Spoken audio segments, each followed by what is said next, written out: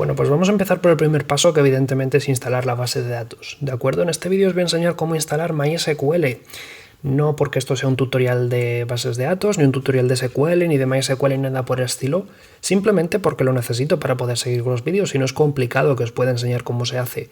Repito, esto no es un tutorial de bases de datos. Yo voy a asumir que tenéis un poco de conocimiento de SQL para poder seguir estos vídeos, que sabéis crear tablas y todo eso. Tampoco me voy a pasar, evidentemente, pero vaya, que no me preguntéis cómo se crea una tabla en estos comentarios, ni cómo se hace una consulta, porque no es el propósito de este vídeo. Si queréis un tutorial de bases de datos, pedidlo.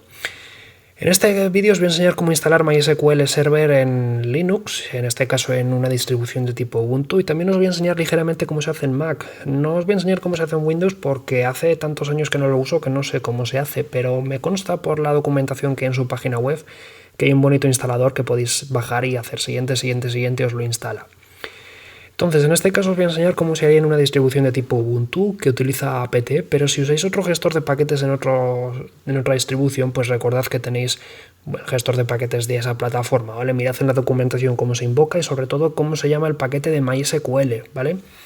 En este caso se llama MySQL Server, así que lo voy a instalar con sudo apt-get install MySQL Server, ¿vale? Y le va a llevar un tiempo descargar, en mi caso lo va a hacer prácticamente instantáneamente porque ya lo he hecho antes a modo de prueba para ver que funcionaba y tal.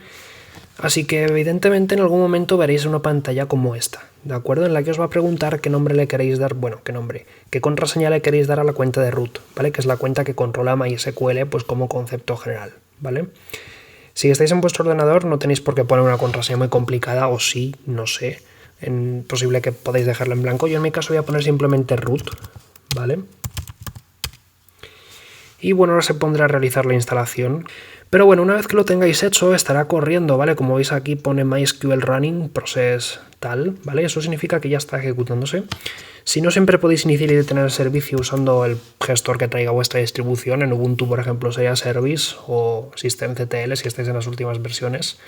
Y en el caso de Arc, por ejemplo, systemctl, pero bueno, que mirad la documentación de vuestra distribución para ver cómo se hace en vuestra plataforma y sobre todo el manual de MySQL para saber cómo encender y apagar el servidor. Pero bueno, todo lo importante es que en el caso de que no esté encendido siempre podéis hacer un sudo service MySQL start. En mi caso me dice que ya está corriendo, pero si no estuviese corriendo lo podríais hacer. Si queréis hacer esto en Mac, por ejemplo, os recomiendo que utilicéis Brew, en parte porque es más limpio, sobre todo de cara a instalarlo y desinstalarlo y gestionar las versiones y luego hacer limpieza y tal cuando os canséis de él. Así que es la forma que yo voy a utilizar. Simplemente si instaláis MySQL por medio de Brew install MySQL, es exactamente igual. De hecho también lo tengo descargado porque lo he probado antes, así que lo único que va a hacer es extraerlo, ¿vale?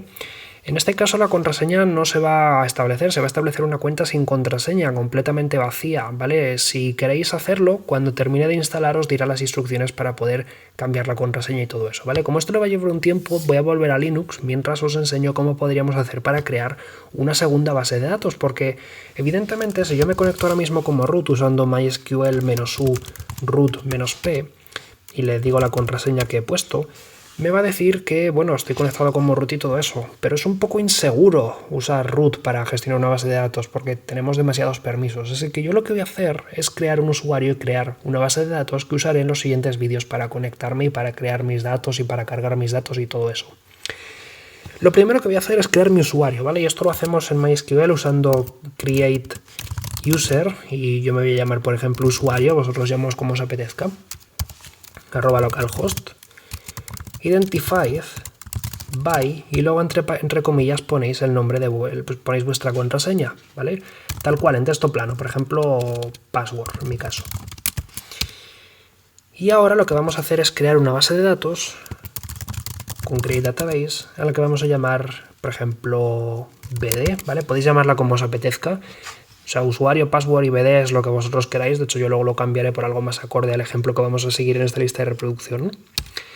Y luego lo que tenéis que hacer es darle todos los privilegios de esta base de datos al usuario que habéis creado ahora mismo. Entonces esto lo hacemos, por ejemplo, con grant all privileges on bd.asterisco tu usuario @localhost, ¿de acuerdo?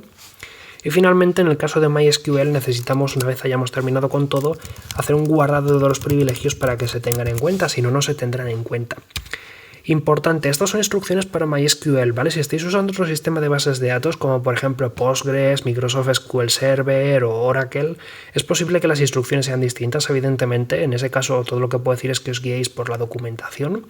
Pero bueno, así es como tenemos creada nuestra base de datos BD y nuestro usuario y nuestra contraseña. De modo que yo ahora podría iniciar sesión con mi usuario, por ejemplo, MySQL-u usuario-p, y le digo que mi contraseña es password porque es la que acabo de escribir y estoy conectado. Puedo hacer un use database bd, o sea, use bd, ¿vale? No sé por qué he puesto database. Y ya estoy dentro de mi base de datos y esto es lo que vamos a usar en el siguiente vídeo para poder crear mi estructura de tablas, ¿de acuerdo? En el caso de Mac, os había dicho que una vez que se terminaba de instalar os daba instrucciones de cómo podíamos hacer más segura nuestra instalación. Tenéis que ejecutar estos comandos para poder básicamente darle una contraseña a vuestro usuario, ¿de acuerdo? Y luego os podéis conectar, pues como de costumbre, con MySQL-u root, igual que habéis visto en el caso de Linux. Y aquí tenéis cómo podéis agregar esto a vuestro launch para que se corra cuando se encienda el ordenador, por si lo queréis tener ahí instalado. Y básicamente si queréis arrancar el servidor será con mysql.server start, ¿de acuerdo? Un apunte más simplemente para terminar. En este caso yo voy a utilizar MySQL, pero evidentemente podéis usar cualquier otro sistema de bases de datos como ya os he dicho. Es importante para poder seguir este tutorial que la base de datos tenga un driver JDBC, porque si no, no podremos conectarnos con nuestra base de datos desde Java, evidentemente. La mayoría de los sistemas de bases de datos que podéis encontrar a día de hoy tienen drivers JDBC, por ejemplo, MySQL lo tiene, PostgreSQL lo tiene, Microsoft SQL Server lo tiene, Oracle lo tiene también. Ese lo vamos a necesitar cuando empecemos a trabajar en Java, porque de alguna manera tenemos que conectarnos y ese driver no es más que un jar que podéis poner en vuestra ruta de ejecución, en vuestro class path, como una librería jar más. Y es el que vamos a necesitar para conectarnos cuando estemos dentro de la aplicación Java.